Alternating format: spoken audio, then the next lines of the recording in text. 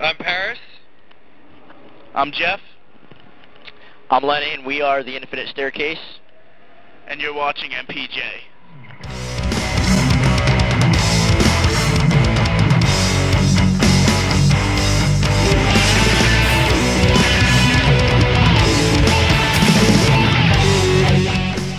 Hey, you guys have your debut album. Did you guys just release that in March? Is that? Yeah, pretty much right before we came out on the tour. Yeah, pretty much. The Road Less Taken is the name of the CD. We're very proud of it. We're very happy that it's finally done. It's been in the works for a couple of years now, believe it or not, you know, because we decided to invest the money into our own studio and do it all ourselves.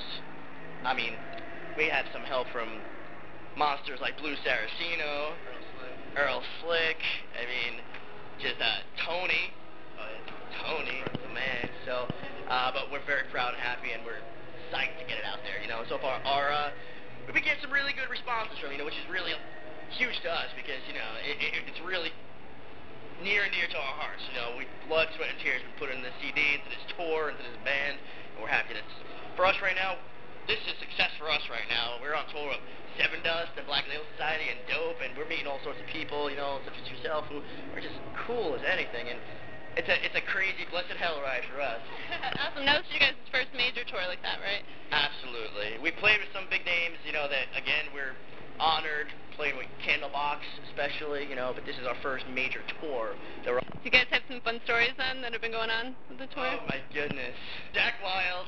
Yeah, he's pretty crazy, and so far my most memorable moment was when he was introducing us to two of the crew guys as Two of the skankiest crew guys. fucking douche.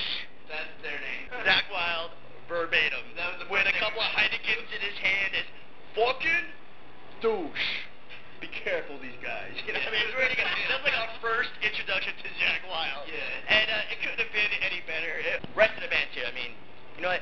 Honestly, Nick Cantonese, first night on the tour, takes me in his arms like, you need guitar strings, guitar picks, cables, food, water, beer, a shower, you let me know. I mean, just like that. You know, you let me know. We're like, that's Nick Cantonese. I mean, that's just ridiculous to us. LJ2, TJ, everybody, all these dudes are just cool. This douche right Oh, now. wait, dude, I was just talking about you. We're talking about fucking douche. There's douche. I'm the dude. This is the douche right here. No, we love this dude, honestly. It's guys like this dude that people don't know are behind the scenes making bands like Dope, you know, able to do what they're doing. Because the guys from the bands, they just want to come out and kick ass.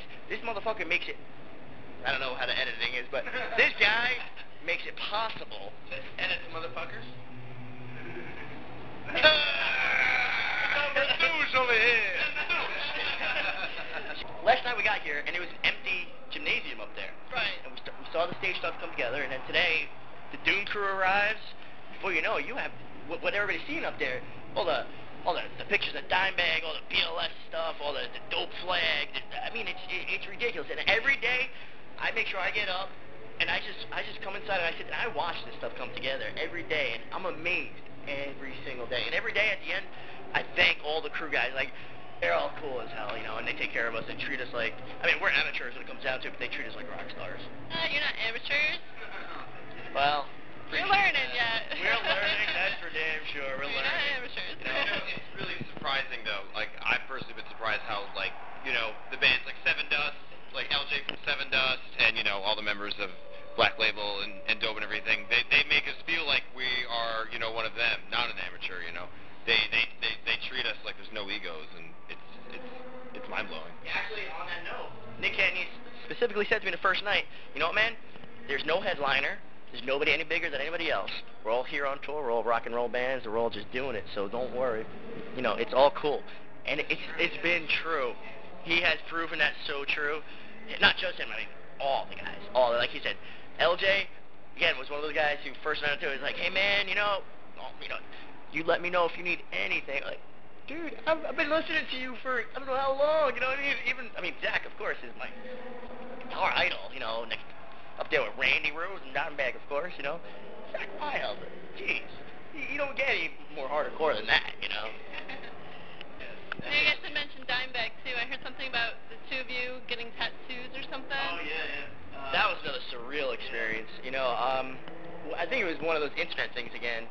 Somebody was saying something about, Yeah, we were planning on getting tattoos for Dimebag after he was killed. yeah, after everything happened, we were like, yeah, we're doing it.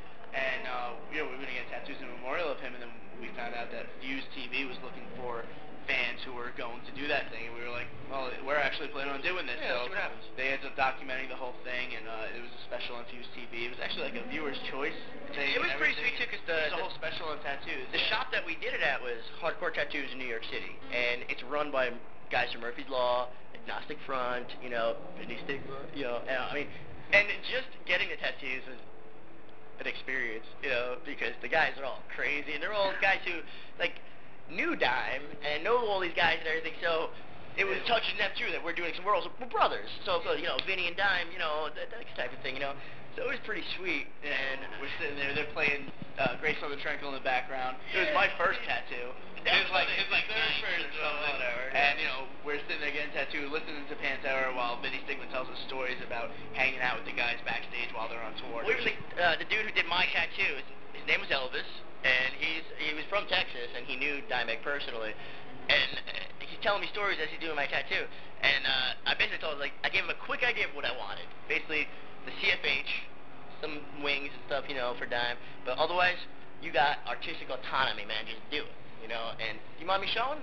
I mean, mine's a little easier for Jeff than Jeff to show, mine's on my back. but this was it, and again, I didn't know what it was going to turn out to be. I just gave him, I want the CFH and some wings, and that's just going on.